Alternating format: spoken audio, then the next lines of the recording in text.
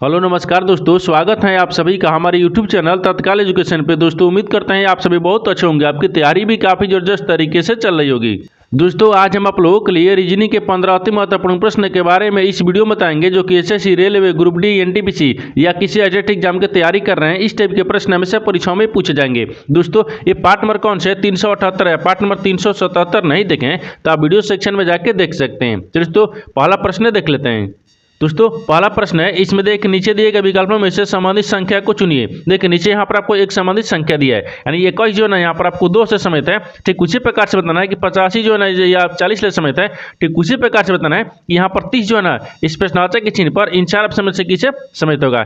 देखिए यहाँ पर सबसे पहले प्रश्न समझते हैं, इसमें बोलकर है। देखिए यहाँ पर आपको 21 दिख रहा है, 21 ले 2 कैसे हो रहा है, उसी प्रकार से 85 से 40 को रखेंगे, फिर यहाँ पर आपको 30 ले ये प्रश्नार्थक चिन्ह पर रखेंगे। देखिए यहाँ पर आपको 21 से कैसे 2 हो रहा है। देखिए 21 में कौन सी संख्या से मिलकर बन रहा है, यहाँ पर आपको 2 बन रहा है, ठीक है, और 1 बन रहा है। इन दोनों का आपस में गुना करेंगे तो कितना आ गया है, 2 आ जाएगा। उसी प्रकार से देखिए यहाँ पर आपको क्या दिख रहा है, यहाँ पर 85 दिख रहा है, ठीक है। तो 85 किन संख्याओं से मिलकर बन रहा है, ये 8 बन रहा है और यहाँ पर 5 बन रहा है। इन दोनों का आपस में गुना करेंगे, 8 5 कितना आ गया है, ये 40 आ गया, जो कि यहाँ पर आपको 40 दिया है और ये आपको 2 दिया है। उसी प्रकार से यहाँ पर आपको ये क्या रखेंगे, 30 को रखेंगे, ठीक है ना। देखिए यहाँ पर किन संख्याओं से मिलकर बन रहा है, तो 3 हो गया, फिर गुने 0 करेंगे। अगर 3 में 0 से गुना करेंगे तो 0 आ जाएगा, ठीक है। तो इस प्रश्नार्थक चिन्ह पर कौन सा संख्या भरा जाएगा, यहाँ पर आपको 0 भरा जाएगा। तो 0 को देखते हैं किस ऑप्शन में दिख रहा है, यानी ऑप्शन नंबर ए में दिख रहा है। ऑप्शन नंबर ए आपका सही हो जाएगा। दोस्तों मैं उम्मीद करता हूँ इस प्रश्न को भी आप अच्छी तरह से समझ पाओगे।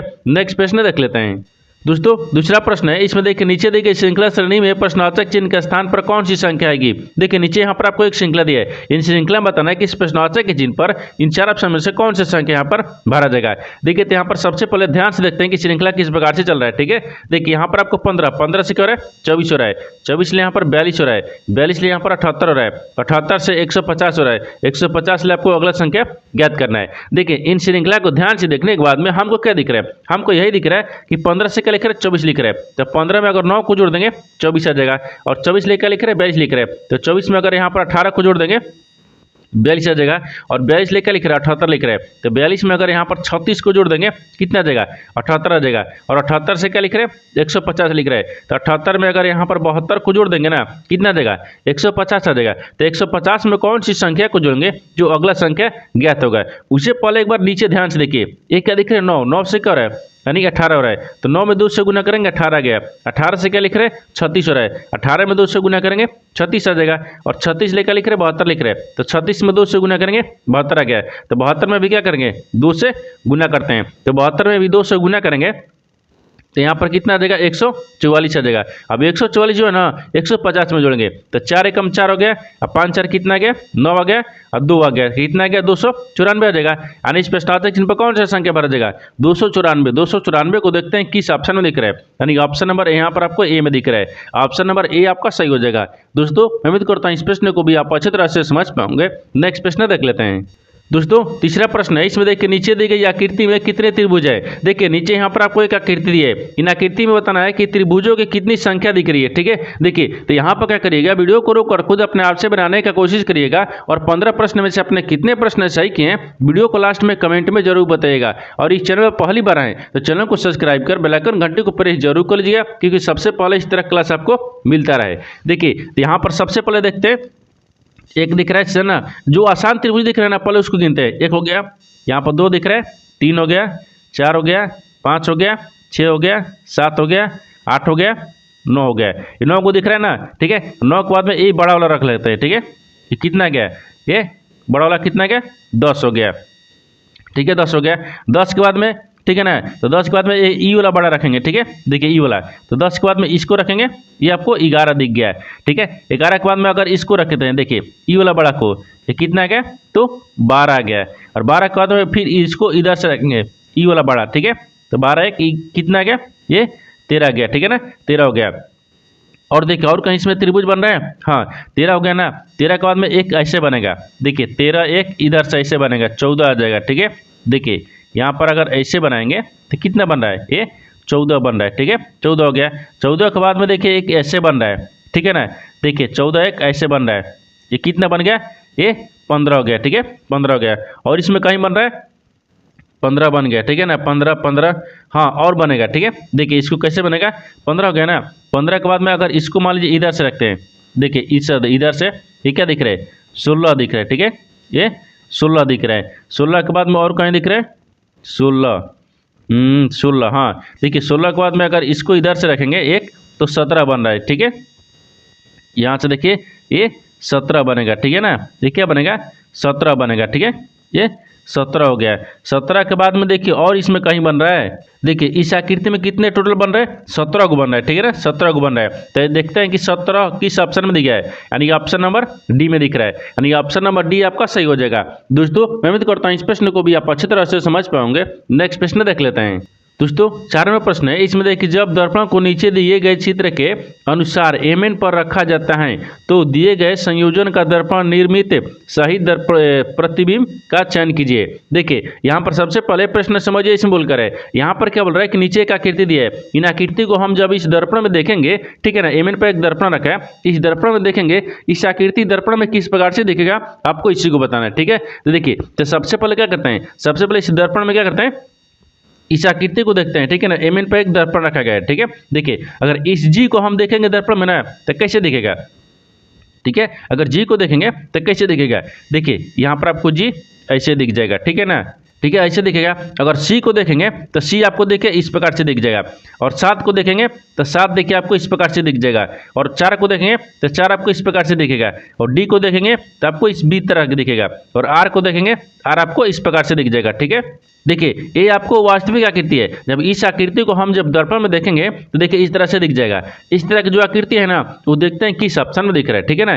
देखिए G7 इसमें नहीं दिख रहा है, ठीक है, ये में नहीं दिख रहा है, बी में देखिए, बी में दिख रहा है, ठीक है ना, बी में दिख रहा है। लेकिन देखिए यहाँ पर आपको क्या दिख रहा है, यहाँ पर आपको जो डी है, जी है ना, जी देखिए उल्टा दिख रहा है, जी देखिए आपको इस प्रकार से दिख रहा है, ठीक है, ठीक है ना। उसी प्रकार से देखिए यहाँ पर आपको क्या दिख रहा है, बी नहीं हो पाएगा, ठीक है, बी नहीं होगा, क्योंकि बी देखिए बी इस प्रकार से दिख रहा है और बी इस प्रकार से दिख रहा है, ठीक है, नहीं आपको बी में ही दिख रहा है। देखिए जी दिख रहा है, सी दिख रहा है, 7 दिख रहा है, ठीक है, और 4 दिख रहा है, बी दिख रहा है, ठीक है, और आर दिख रहा है। ऑप्शन नंबर बी में नहीं दिख रहा है, ठीक है, ऑप्शन नंबर बी में दिख रहा है, ऑप्शन नंबर बी आपका सही हो जाएगा। दोस्तों मैं उम्मीद करता हूँ इस प्रश्न को भी आप अच्छी तरह से समझ पाओगे। नेक्स्ट प्रश्न देख लेते हैं। दोस्तों 5वां प्रश्न है, इसमें देखिए नीचे दिए गए प्रश्न आकृति में लुप्त संख्या ज्ञात कीजिए। देखिए नीचे यहाँ पर आपको एक आकृति दी है, इन आकृति में बताना है कि इस प्रश्नवाचक के चिन्ह पर इन 4 ऑप्शन में से कौन सी संख्या यहाँ पर भरा जाएगा। देखिए इस तरह के सवाल में क्या होता है, या तो रो में ज्ञात करेंगे, या तो कॉलम में ज्ञात करेंगे, या तो आपको जिधर बड़ी संख्या दिया रहता है उधर भी ज्ञात करते हैं, ठीक है। देखिए तो इन आकृति को जब बड़ी संख्या दिख रहा है उधर भी ज्ञात करेंगे। देखिए इसको अगर मान लीजिए क्या करते हैं, रो में ज्ञात करेंगे या कॉलम में ज्ञात करते हैं। जिससे बड़ी संख्या पर देखिए अगर 6 को अगर 180 को आपस में क्या करेंगे कि यहाँ पर आपको 216 आ जाएगा, नहीं आएगा, जोड़ेंगे तो भी नहीं होगा, गुना करेंगे तो कितना आ जाएगा, यानी 18 दूनी के 36 आएगा, ठीक है, ये नहीं हो पा रहा है, ठीक है ना, ऐसा भी नहीं होगा, ठीक है।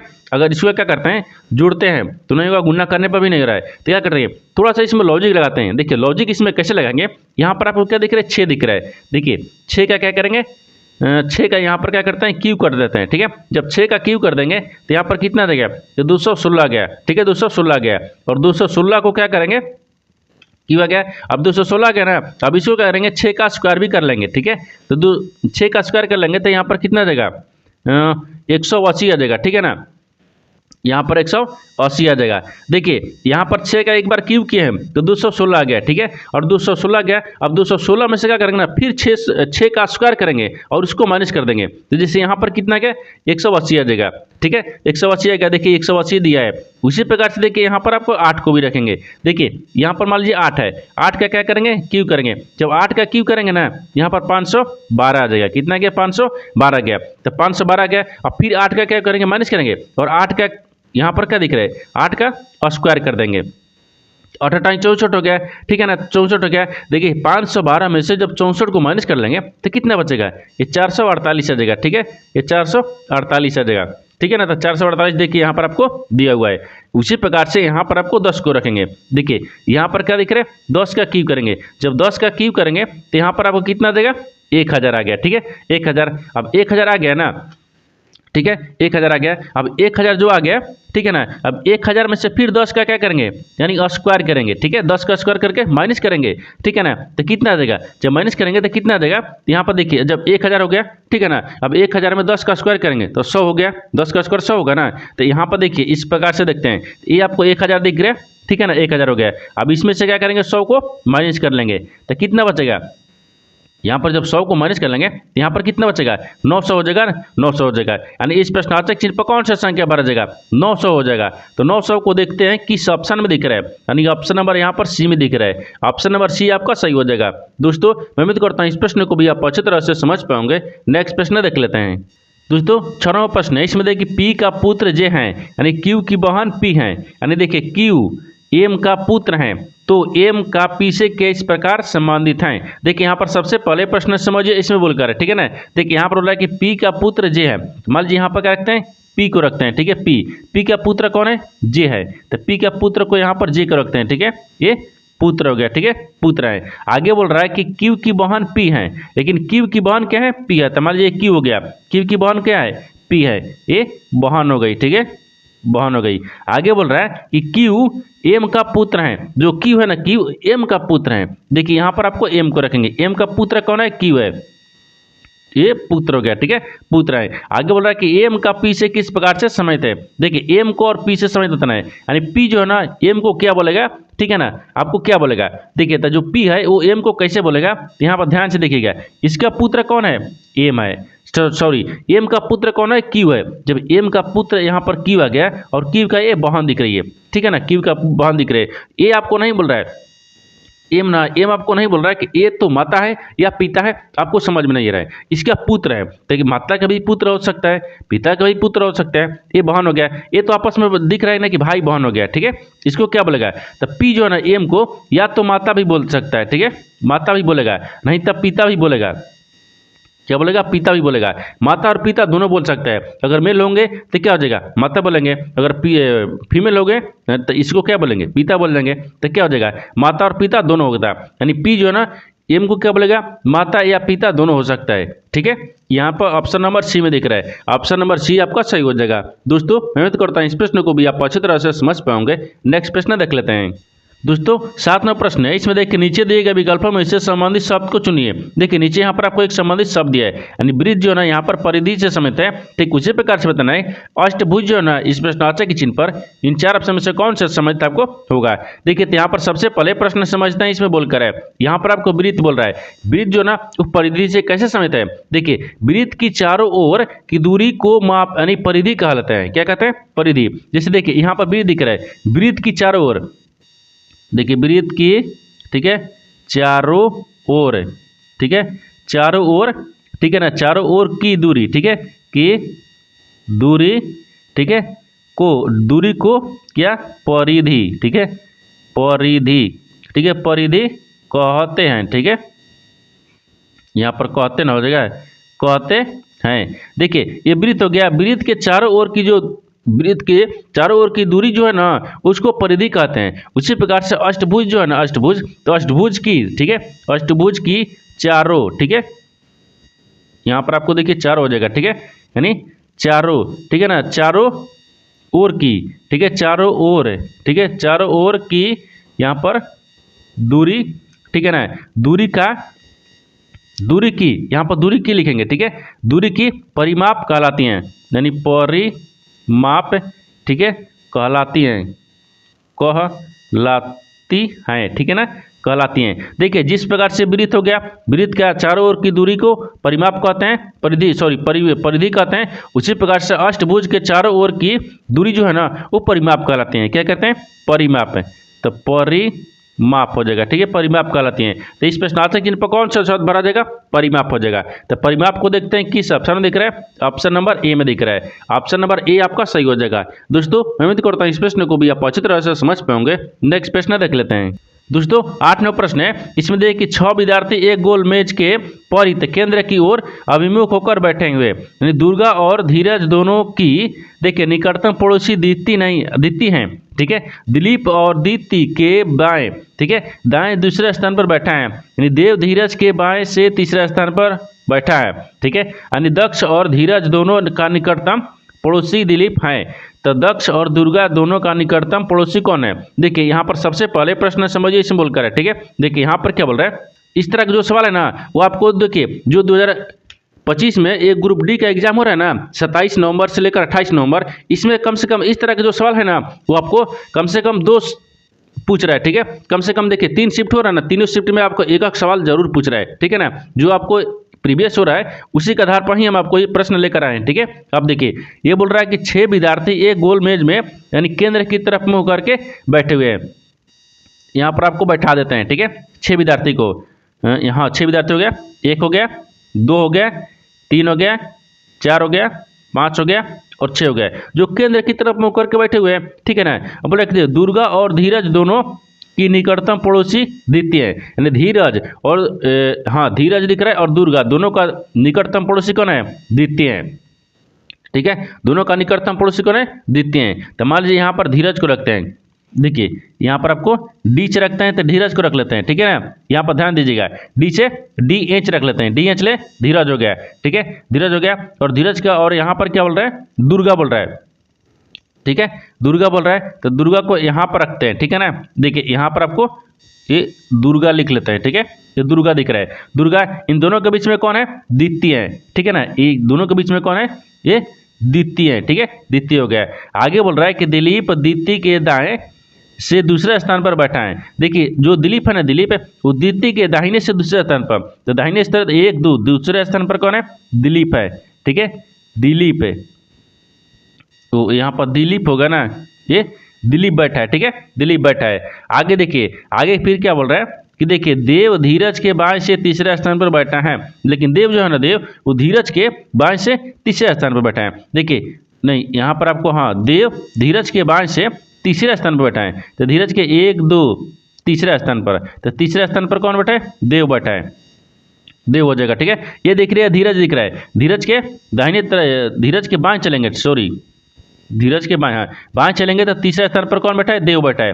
ठीक है, यहाँ पर बैठ गया।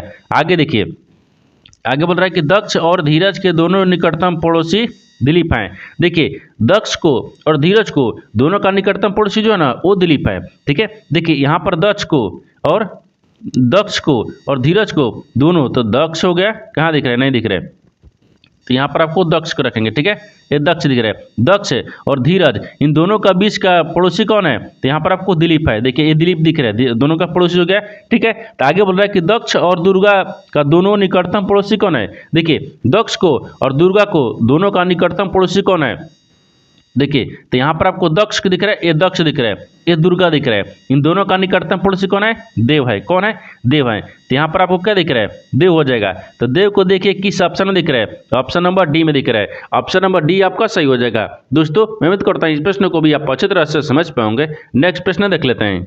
दोस्तों 9वां प्रश्न, इसमें देखिए उच्च नारे का चयन करें जो दिए गए वर्गों के बीच संबंध को स्वतः रूप से दर्शाता है। देखिए नीचे यहाँ पर आपको 3 शब्द दिया है, इन तीनों शब्द को बताना कि आपस में कैसे सम्मिलित होगा और इन 4 वेंडाग्राम में से कौन सा वेंडाग्राम बनेगा। देखिए यहाँ पर सबसे पहले देखते हैं कि तीनों शब्दों से कॉमन कौन सा मिल रहा है। ठीक है, ये आपको मछली दिया है, सांप दिया है और चिड़िया दिए। इन तीनों शब्दों में से सबसे कॉमन क्या दिख रहा है? तो मान लीजिए सबसे कॉमन यहाँ पर मान लीजिए रखते हैं मछली को। ठीक है ना, ये मछली दिख रहा है, ये मछली होगा। ठीक है, मछली क्या सांप से समझता है? नहीं। मछली क्या चिड़िया से भी समझता है? नहीं। इन तीनों आपस में किसी प्रकार से समझ नहीं दिख रहे। ठीक है ना, ये नहीं दिख रहा है।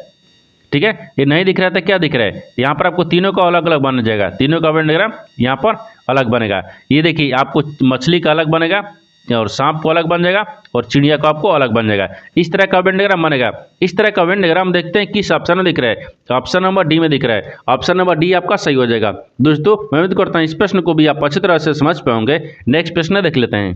दोस्तों 10वां प्रश्न है, इसमें देखिए उस समुच्चय को चुनिए जिसमें संख्याएं ठीक उसी प्रकार से सम्मिलित है जिस प्रकार निम्नलिखित समुच्चयों की संख्याएं संबंधित हैं। देखिए यहाँ पर सबसे पहले प्रश्न समझिए, इसमें बोलकर है यहाँ पर क्या बोल रहा है? ये जो आपको दिख रहा है ना, ये देखिए यहाँ पर 184 और 23 दिख रहा है। फिर यहाँ पर आपको 264 और 33 दिख रहा है। ये जिस प्रकार से आपस में संबंधित संख्या है, ठीक है ना, उसी प्रकार से बताना है कि इन चार ऑप्शन में से कौन सा जो संख्या है ना इसके जैसा ही आपको संबंधित दिख रही है। तो सबसे पहले देखते हैं कि ये दो जो आपस में है ना वो कैसे संबंधित दिख रही है। ठीक है, देखिए तो सबसे पहले इसको देखते हैं। देखिए यहाँ पर आपको क्या लिख रहा है, 184 दिख रहा है और 23 दिख रहा है। ठीक है, यहाँ पर देखिए तो 184 हो जाएगा। यहाँ पर मान लीजिए, हाँ देखिए 184 दिख रहा है और यहाँ पर क्या दिख रहा है, 23 दिख रहा है। ठीक है ना, देखिए तो 184 में अगर 8 ले भाग कर देंगे ना, देखिए 184 में अगर 8 ले भाग करेंगे तो 23, यहाँ पर आपको 23 दिख रहा है ना, ये 23 हो जाएगा। ठीक है, तो 23 आपको आ जाएगा। यहाँ पर क्या दिख रहा है, 23 दिख रहा है। यहाँ पर आपको 23 दिख रहा है ना, तो यहाँ पर आपको 23 हो जाएगा। ठीक है, ये 23 दिख रहा है तो यहाँ पर 23 आ जाएगा। उसी प्रकार से देखिए ये तो पहला हो गया। ठीक है, पहला हो गया। दूसरा में क्या दिख रहा है, यहाँ पर 64 दिख रहा है। अगर 64 में 33 ले कैसे आ रहा है, देखिए तो 64 में भी ये क्या करते हैं, 8 ले भाग कर देंगे। जब 64 में भी 8 ले भाग करेंगे ना, ये 33 आ जाएगा। ठीक है ना, उसी प्रकार से देखते हैं कि ऑप्शन नंबर कौन सा है जो इसके जैसा समेत दिख रहा है। देखिए यानी ऑप्शन ए को रखेंगे। जब ऑप्शन ए को रखेंगे तो 250 दिख रहा है।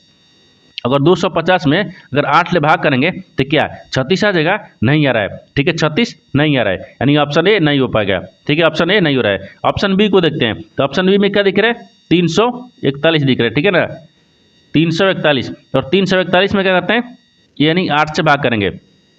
ठीक है, 8 ले भाग करेंगे तो 8 चौके 32 आ जाएगा। ठीक है, देखिए 8 चौके यहाँ पर 32 आ गया। ठीक है, 32 हो गया तो कितना बचा, 2 बच गया। यहाँ पर 2 बच गए ना, और यहाँ पर 8 चौके 32 और 8 एक मर्त में ले लेंगे, 8 चौके 32। हाँ देखिए अगर इसमें भाग करेंगे तो आ जाएगा। देखिए अगर बी में करते हैं तो 8 चौके 32 से गया। ठीक है, तो यहाँ पर 32 से 2 हो गया, 8 दूनी के 16 रखेंगे। ठीक है, 8 दूनी के मान लीजिए 16 रखेंगे तो भी बच रहा है, ये भी नहीं हो रहा है। ठीक है, ऑप्शन नंबर बी नहीं हो रहा है, ऑप्शन बी भी नहीं हो रहा है। ठीक है ना, ऑप्शन बी भी नहीं हो रहा है। ऑप्शन सी को देखते हैं। ऑप्शन सी में क्या दिख रहा है, 376 दिख रहा है और यहाँ पर आपको हाँ 8 से हमको भाग करना है। ठीक है ना, देखिए तो 8 से भाग करेंगे तो 8 अट्ठाईस 64 नहीं दिख रहा है। ठीक है, 8 दूनी के 16, 8 चौके 32, हाँ 8 चौके 32 रखते हैं ना।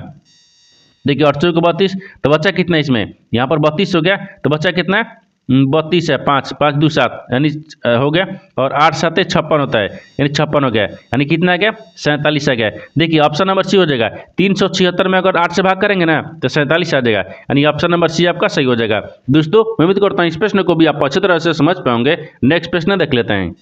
दोस्तों 11वां प्रश्न है, इसमें देखिए निम्नलिखित समीकरणों को सही बनाने के लिए किन दो चिन्हों को आपस में बदला जाना चाहिए। देखिए यहाँ पर सबसे पहले प्रश्न समझिए, इसमें बोलकर है यहाँ पर क्या बोल रहा है कि एक समीकरण दिया है, इन समीकरणों में बताना है कि दो चिन्ह को आपस में कौन से बदलेंगे इन चार ऑप्शन में से कि समीकरण सही हो जाएगा। तो सबसे पहले देखते हैं कि जो समीकरण में चिन्ह है ना उस चिन्ह को बदलते हैं। ठीक है ना, देखिए अगर मान लीजिए यहाँ पर आपको देखिए प्लस में दिख रहा है, प्लस के जगह पर गुना, गुना के जगह पर प्लस रखते हैं, ऑप्शन नंबर ए से। देखिए अगर गुना के प्लस दिख रहा है, इसके जगह पर गुना, गुना के जगह पर प्लस रखते हैं। ठीक है, अगर मान लीजिए इसको करते हैं तो 12 आ गया, और 12 आ गया तो 12 आ गया तो फिर यहाँ पर गुना करेंगे 6 बरसक 72 आ गया, और 72 में 3 को जोड़ेंगे तो -14 करेंगे तो क्या यहाँ पर 8 आ जाएगा, नहीं दिख रहा है। ठीक है, ये नहीं होगा, यानी ऑप्शन नंबर ए नहीं हो रहा है। ठीक है ना, तो ऑप्शन नंबर किसको देखते हैं, बी को देखते हैं। ठीक है, ऑप्शन नंबर अब बी देखिए, ए नहीं हो रहा है, बी को देखते हैं। तो बी तो भागा दिया है, तो भागा की जगह पर गुना रख देंगे और गुना की जगह पर भागा रख देंगे, तो 3 दूना के 6 हो गया। तो अगर गुना करेंगे तो ज़्यादा हो जा रहा है, फिर प्लस करना, नहीं ये भी नहीं आ रहा है। ठीक है, ऑप्शन नंबर बी नहीं हो रहा है। ठीक है ना, ऑप्शन नंबर सी को देखते हैं। ठीक है, ऑप्शन नंबर सी क्या दिख रहे हैं, माइनस, माइनस की जगह पर प्लस, प्लस की जगह पर माइनस रखेंगे। देखिए मान लीजिए पर क्या रखते हैं, माइनस रखते हैं, माइनस की जगह पर प्लस रखते हैं और प्लस की जगह पर माइनस। अब समीकरण को सोल्व करते हैं। जैसे देखिए 144 दिख रहा है ना, 144 में अगर क्या करना है हमको 12 से भाग करना है। ठीक है, माइनस फिर कितना गया 6 आ गया, यहाँ पर एक स्टेप और बढ़ जाएंगे। ठीक है, 3 हो गया, फिर प्लस में यहाँ पर 14 हो गया, फिर बराबर 8 आ गया। ठीक है, अगर इसको काट लेंगे तो कितना बचेगा, ये 12 आ गया। ठीक है, ये 12 मर्द में कट गया और 36 18 आ जाएगा, और ठीक यहाँ पर फिर 14 आ गया, फिर बराबर में 8 आ गया। अब देखिए यहाँ पर आपको कितना आ जाएगा, 8 आ गया। अगर इन सबको सोल्व करेंगे ना, देखिए यहाँ पर आपको 12 18 14 इसको सोल्व करेंगे तो यहाँ पर 8 आ गया, फिर बराबर में कितना आ गया, 8 आ गया। ये आपको क्या आ गया, संतुष्ट हो गया। ये क्या हो गया, संतुष्ट दिख रहा है। तो किस ऑप्शन से संतुष्ट हुआ है, तो ऑप्शन नंबर यानी सी से हुआ है। ऑप्शन नंबर सी आपका सही हो जाएगा। दोस्तों मैं उम्मीद करता हूँ इस प्रश्न को भी आप अच्छी तरह से समझ पाओगे। नेक्स्ट प्रश्न देख लेते हैं। दोस्तों 12वां प्रश्न है, इसमें देखिए कथनों को पढ़े और दिए गए विकल्पों में से निष्कर्ष को चुने। देखिए नीचे यहाँ पर आपको कथन दिया है और यहाँ पर निष्कर्ष दिया है। कथन के आधार पर डायग्राम को बनाते हैं और निष्कर्ष के आधार पर प्रश्न को सोल्व करते हैं। तो सबसे पहले यहाँ पर कथन को देखते हैं कि क्या बोल रहा है, ठीक है, इसके आधार पर डायग्राम को बनाते हैं। देखिए इस तरह का जो सवाल है ना वो आपको एनटीपीसी का भी 2024 में एग्जाम हुआ था या 25 में भी हुआ था। आपको इस तरह का सवाल पूछ रहा है। जो आपको ग्रुप डी का एग्जाम हो रहा है 27 नवंबर और 28 नवंबर को, इसमें भी आपको हर एक शिफ्ट में क्या कर रहा है, इस तरह का सवाल पूछ रहा है, ठीक है ना। देखिए इसको बनाते कैसे, तो सबसे पहले कथन को देखिए। कथन क्या बोल रहा है, सभी बल्ले गेंद है। सभी जो बल है ना वो क्या है, गेंद है। तो सभी बल्ले को क्या रखते हैं, ये सभी बल्ले को क्या रखेंगे, गेंद में रखेंगे, ठीक है। ये गेंद दिख रहा है। आगे बोल रहा है कि सभी गेंद विकेट हैं, तो सभी गेंद को यहाँ पर विकेट में रखते हैं, ठीक है, विकेट को, ठीक है, विकेट है। ये तो कथन बोला था, कथन के आधार पर डायग्राम को बना दिए। निष्कर्ष क्या बोल रहा है, इसके आधार पर ही प्रश्न को सोल्व करेंगे। देखिए निष्कर्ष यहाँ पर पहला में दिख रहा है सभी विकेट गेंद है। तो सभी जो यहाँ पर विकेट दिख रहे हैं क्या गेंद है, नहीं है, सभी विकेट गेंद नहीं है। सभी विकेट के अंदर में गेंद और ये बल्ले दिख रहा है, ये गलत बोल रहा है। दूसरा देखिए, दूसरा बोल रहा है कि सभी बल्ले क्रिकेट हैं। सभी जो बल्ले हैं वो विकेट हैं। तो सभी जो यहाँ पर बल्ला दिख रहा है ना, सभी बल्ला वो विकेट के अंदर ही दिख रहा है। ये सही बोल रहा है, क्या कर रहा है, ये सही बोल रहा है। दूसरा आपको सही बोल रहा है। जब दूसरा सही बोल रहा है तो कौन सा शब्द ऑप्शन हो जाएगा, तो केवल निष्कर्ष टू अनुसरण करता है, यानी ऑप्शन नंबर डी हो जाएगा। ऑप्शन नंबर डी आपका सही हो जाएगा। दोस्तों मैं उम्मीद करता हूँ इस प्रश्न को भी आप अच्छी तरह से समझ पाओगे। नेक्स्ट प्रश्न देख लेते हैं। दोस्तों 13वां प्रश्न है, इसमें देखिए निम्नलिखित में से कौन सा अनुपात सबसे बड़ा है। देखिए यहाँ पर आपको 4 ऑप्शन दिए। इन 4 ऑप्शन में से बताना है ना कि कौन सा जो एक अनुपात है जो सबसे बड़ी दिख रही है। देखिए यहाँ पर ऑप्शन नंबर मान लीजिए ए रखते हैं, ठीक है, ए में रखते हैं। ये क्या दिख रहा है, 4:7 दिख रहा है, ठीक है ना। इसको हम भाग करेंगे, जब इसको भाग करेंगे तो कितना देगा, इसको भाग करने के बाद में देखिए 0 यहाँ पर 57 आ गया, ठीक है, 0.57 4 दिख रहा है। अगर बी को रखेंगे देखिए तो बी में कितना दिख रहा है, तो ए हो गया और बी दिख रहा है। तो बी आपको देखिए 5:8 दिया है, ठीक है ना। बी में क्या दिया, 5:8 दिए। अगर इनको सोल्व करेंगे देखिए तो 0.625 आएगा, ठीक है, 625 दिख जाएगा, ठीक है ना। अगर उसी प्रकार से ऑप्शन सी को देखिए, ऑप्शन सी में क्या दिख रहा है, तो यहाँ पर 3:5 दिख रहा है, ठीक है, 3:5 दिख रहा है। इनको भी भाग करेंगे, ठीक है, जब इनको भाग करेंगे तो 0 पॉइंट कितना आ गया, 6 आ जाएगा, ठीक है। अब फिर इसमें देखिए डी दिख रहा है, ठीक है ना, डी हो गया है। तो डी में क्या दिख रहा है, 1/3 दिया है, यानी 1:3 दिया है। इनको भी क्या करते हैं, भाग करेंगे। जब इनका भी भाग करेंगे तो कितना देगा, ये 0.33 आ जाएगा, ठीक है, 333 हो गया। लेकिन आपसे क्या पूछा है कि अनुपात यानी कौन सा अनुपात सबसे बड़ा दिख रहा है। देखिए तो सबसे बड़ा कौन सा अनुपात दिख रहा है, तो सबसे बड़ा हमको क्या दिख रहा है, ठीक है। देखिए तो सबसे बड़ा क्या दिख रहा है, तो ये देखिए 662 दिख रहा है। यहाँ पर आपको 571 दिख रहा है, ठीक है ना। ये 0.6 दिख रहा है, 0.33 दिख रहा है, नहीं दिख रहा है। यानी ऑप्शन नंबर जो बी दिख रहा है ना वो सबसे बड़ी संख्या दिख रही है, यानी सबसे बड़ी है, ठीक है ना। तो ऑप्शन नंबर बी हो जाएगा, यानी ऑप्शन नंबर बी आपका सही हो जाएगा। दोस्तों मैं उम्मीद करता हूँ इस प्रश्न को भी आप अच्छी तरह से समझ पाओगे। नेक्स्ट प्रश्न देख लेते हैं। दोस्तों 14वां प्रश्न है, इसमें देखिए एक समबाहु त्रिभुज का क्षेत्रफल क्या है जिसकी यानी भुजाएं यानी देखिए 8 दिया है, जिसकी भुजाएं यहाँ पर आपको देखिए 8/3 में सेंटीमीटर दिया है, ठीक है ना। देखिए यहाँ पर सबसे पहले प्रश्न समझिए, इसमें बोलकर है, ठीक है। देखिए यहाँ पर क्या बोल रहा है, ये आपको क्या दिख रहा है, यहाँ पर बोल रहा है कि देखिए एक समबाहु त्रिभुज दिया है जिसका क्षेत्रफल क्या है आपको ही बताना है, जिसकी यहाँ पर भुजाएं दे दिया है। तो सबसे पहले समबाहु त्रिभुज का क्षेत्रफल निकालेंगे, ठीक है। देखिए तो समबाहु त्रिभुज का क्षेत्रफल क्या होता है, समबाहु, ठीक है, समबाहु त्रिभुज रखते हैं, समबाहु त्रिभुज का क्षेत्रफल, ठीक है ना। ये क्षेत्रफल हो गया, क्षेत्रफल दिख रहा है। समबाहु त्रिभुज का क्षेत्रफल क्या हो जाएगा, देखिए तो ओवर रूट में यहाँ पर 3 में क्या होता है, 4 होता है, ठीक है ना। ये आपको भुजा हो जाता है, ठीक है, यानी भुजा और स्क्वायर हो गया है। अब देखिए इन्हीं के क्या रहेंगे, समबाहु त्रिभुज को क्षेत्रफल पर ही रख लेंगे। देखिए तो यहाँ पर आपको क्या दिख रहा है, ओवर रूट 3 दिख रहा है, 3 में यहाँ पर 4 हो गया, गुने कितना भुजा दिया है, 8/3 दिख रहा है, फिर 8 दिख रहा है, फिर ओवर रूट 3 दिख रहा है। अब देखिए इनको सोल्व करने के बाद में कितना आ जाएगा, तो यहाँ पर आपका 48 आ गया, 48/3 सेंटीमीटर आ जाएगा, ठीक है, यानी सेंटीमीटर स्क्वायर आ गया। तो आपसे वही पूछा है, ठीक है ना। देखिए आपसे वही पूछा है कि समबाहु त्रिभुज का क्षेत्रफल क्या होगा, तो 48 यानी 48/3 में देखिए इसमें दिख रहा है, देखते हैं कि किस ऑप्शन में दिख रहा है, ठीक है ना। ये भुजा आ गया, क्षेत्रफल आ गया। देखिए 48 3 ऑप्शन नंबर ए में दिख रहा है। ठीक है, ऑप्शन नंबर ए में दिख रहा है। ऑप्शन नंबर ए आपका सही हो जाएगा। दोस्तों मैं उम्मीद करता हूँ इस प्रश्न को भी आप अच्छी तरह से समझ पाओगे। नेक्स्ट प्रश्न देख लेते हैं। दोस्तों 15 प्रश्न है, इसमें देखिए राम और श्याम के वेतन का अनुपात 8:5 है। ठीक है, यदि राम और श्याम के वेतन में देखिए यहाँ पर 2600 की वृद्धि कर दी गई जाती है तो उनका अनुपात एक यानी 15:11 हो जाता है। तो श्याम का वेतन कितना है? देखिए यहाँ पर सबसे पहले प्रश्न समझिए, इसे बोल कर है। देखिए यहाँ पर क्या बोल रहे हैं, दो व्यक्ति हैं जो कि राम और श्याम है, इसका वेतन का अनुपात यानी पर 8:5 दिया है, जिसका राम और श्याम का वेतन में जो है ना वृद्धि हो जा रहा है कितना 2600 रुपया, ताकि उसका अनुपात कितना हो जा रहा है 15:11 हो जा रहा है। ठीक है, तो आखिर श्याम को बताना कि वेतन कितना था। देखिए जब श्याम को बताना है ना, यहाँ पर इसका क्या दिख रहा है 8x दिख रहा है, क्योंकि 8x हो गया। फिर अगर मान लीजिए कितना 2600 रुपये वृद्धि हो रहा है तो 2600 को जोड़ते हैं, फिर यहाँ पर क्या दिख रहा है 5x दिख रहा है, फिर यहाँ पर 2600 वृद्धि हो जाएगा। अब इसको कितना हो जा रहा है, देखिए 15 दिख रहा है ना, ये 15:11 हो जाएगा। ठीक है, ये 15:11 हो जा रहा है। अब देखिए इसको 3 से गुना करेंगे तो 11/8 कितना आ गया 88, 11/88 1 से, फिर प्लस दिख रहा है, यानी 26 में 11 से गुना कर लेंगे। ठीक है, अब देखिए 26 में 11 से गुना करेंगे तो यहाँ 28,600 आ जाएगा। ठीक है, 600, फिर बराबर में अब 15, देखिए 15 में और 5 से गुना करेंगे तो 15×5 = 75। ठीक है, 75x, फिर प्लस में यहाँ पर 26 में 15 से गुना करेंगे तो यहाँ पर कितना देगा, ये 3900 आ गया। ठीक है, 3900। अब देखिए ये 88x में और 75 में, इन दोनों का आपस में क्या करेंगे माइनस करेंगे। ठीक है, माइनस करेंगे। देखिए 88x और 75 में तो कितना देगा 13x आ गया। ठीक है, 13x। अब देखिए ये 2800 600, ठीक है 28,600 और यहाँ पर 3900। ठीक है ना, इनको भी 39,000 आ जाएगा ना, ये एक जीरो और हो गया 39,000। ठीक है ना, 39,000 में क्या करते हैं माइनस करेंगे, तो माइनस करेंगे तो यहाँ पर कितना गया, देखिए 10,400 आ गया। ठीक है, ये 10,400 आ गया। अब इसको क्या करेंगे 13 से मान ज्ञात करेंगे, ये 8 मर्त में कट जाएगा। ठीक है ना, ये 8 मर्त में कट गया, यानी x बराबर कितना गया 800 आ गया।